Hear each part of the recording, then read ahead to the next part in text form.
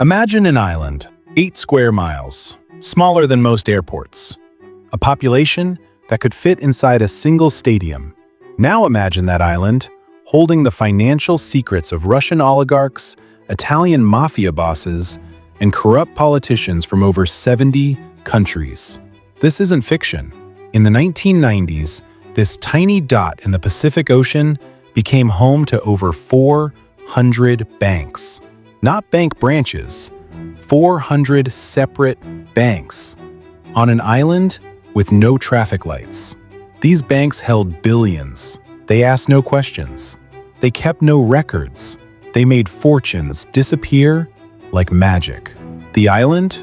Nauru. And for one brief, insane moment in history, it nearly broke the global financial system.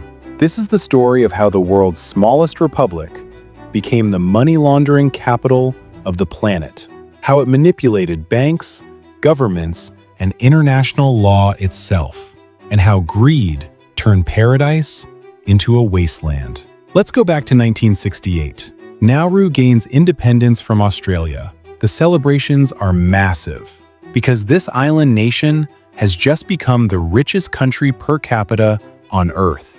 Not from oil, not from diamonds, from bird droppings. Specifically, phosphate. Millions of years of seabird guano compressed into rock. Pure fertilizer. And Nauru was sitting on mountains of it. By the 1970s, every Nauruan citizen lived like royalty. Free healthcare, free education, no taxes. The government even paid for your groceries. They bought properties in Australia, invested in hotels, office buildings, even a musical in London's West End. But here's the problem with mining your entire country. Eventually, you run out of country. By the 1990s, the phosphate was nearly gone. 80% of the island was now a barren, lunar landscape. The investments had been mismanaged. The trust fund was bleeding money. Nauru was desperate. And that's when a group of very clever, very questionable consultants arrived with an idea. You don't need phosphate, they said. You have something better, sovereignty. Here's what they proposed. Nauru would become a jurisdiction, a place where anyone, anywhere in the world, could register a bank. No questions asked, no regulations enforced, complete anonymity guaranteed. For a fee, of course. Think about what this means. You're a businessman in Moscow. You've made money through, let's call them creative methods. You need to move that money, but Russian banks report to Russian authorities. European banks have regulations. American banks have the FBI. But Nauru? Nauru has 10,000 people and needs cash desperately. So you pay $25,000. You register Pacific Trust Bank in Nauru. You never visit the island. You never meet anyone face-to-face. You do everything by fax and phone. The bank exists only on paper, but it has a license. It has legitimacy. And now, your money can flow through the international banking system with a clean passport. This is called a shell bank, a bank with no physical presence, no employees, no actual operations, just a name on a registration document. By 1998, Nauru had licensed over 400 of these shell banks.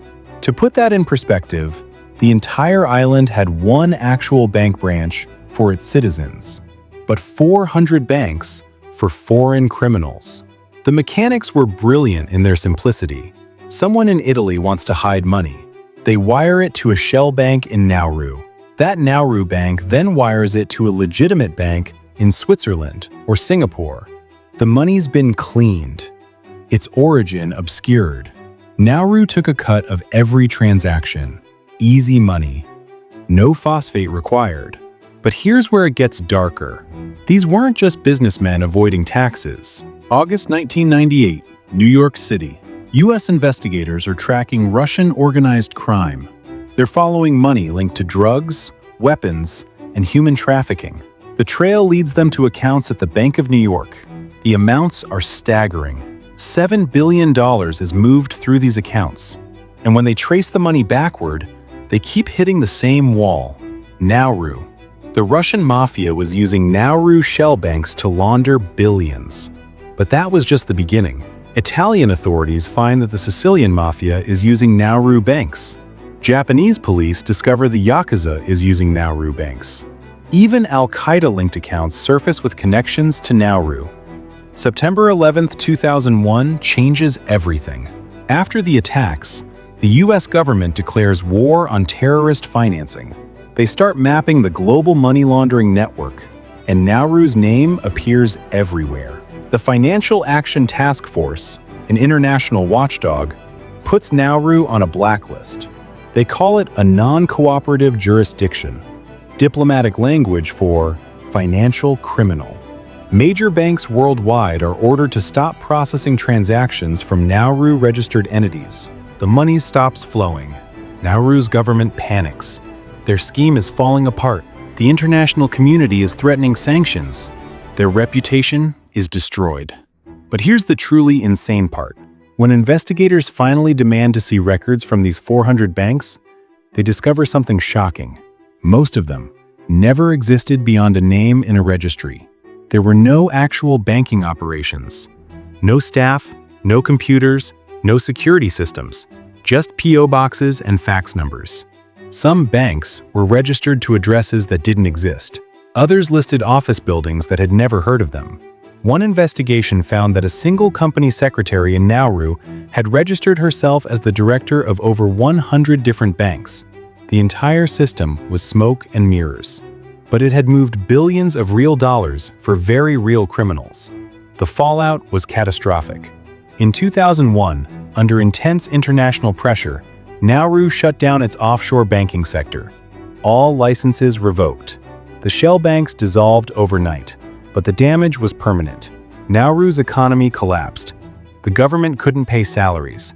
The power plant ran out of fuel, causing blackouts. The national airline shut down, leaving the island isolated. The country that was once the richest per capita on Earth became one of the poorest. By 2004, Nauru was essentially bankrupt. It became dependent on Australian aid to survive. But the consequences went far beyond one island. Nauru had exposed a fundamental flaw in the global financial system. You see, banks operate on trust. When money moves between countries, institutions trust that other institutions are legitimate. They trust that regulations are being followed. They trust the paperwork. Nauru proved that trust could be weaponized. After Nauru, international banking regulations were completely overhauled. The USA Patriot Act introduced strict Know Your Customer rules. Shell banks were banned from the US banking system entirely. The Financial Action Task Force expanded its blacklist. Countries were now rated on their financial transparency. Fall below standards, and you're cut off from global markets. But here's the uncomfortable truth. Nauru wasn't an anomaly. It was just the most obvious example. During the same period, similar schemes were operating in other small jurisdictions. The British Virgin Islands, Panama, the Seychelles, each offering corporate secrecy and financial opacity. The Panama Papers in 2016 revealed that this game never really ended. It just got more sophisticated. Shell companies instead of shell banks. Law firms instead of government registries. Same principle, better camouflage. Today, economists estimate that between 8 and 10% of global wealth is held in offshore tax havens. That's roughly $8 trillion hidden from tax authorities and law enforcement. Nauru pioneered the playbook. And what happened to the criminals who used Nauru's banks? Most were never caught. The lack of records meant investigators had nothing to work with. No paper trail, no evidence, no prosecutions. The money vanished into the system, and it's still out there.